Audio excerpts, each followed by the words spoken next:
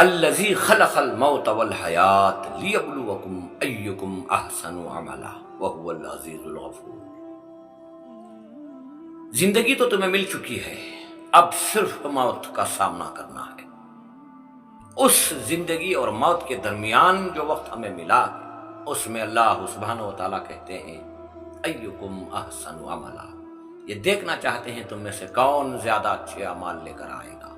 وہو العزیز الغفور، عزت کے خزانے اسی کے پاس ہیں، وہی عزت کا مالک ہے اور وہ بڑا مہربان بھی ہے، معاف کرنے والا ہے۔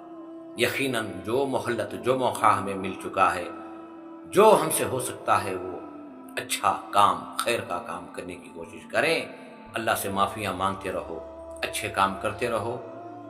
اس کے بدلے میں اگر دنیا میں کچھ نہ ملے کوئی بات نہیں، یقیناً جب تنہا تنہا ہم قبر میں پڑے رہیں گے، وہاں بس اللہ کا ساتھ، اللہ کی مہربانی، اللہ کا رحم و کرم ہو جائے، بس ہم کامیاب ہیں۔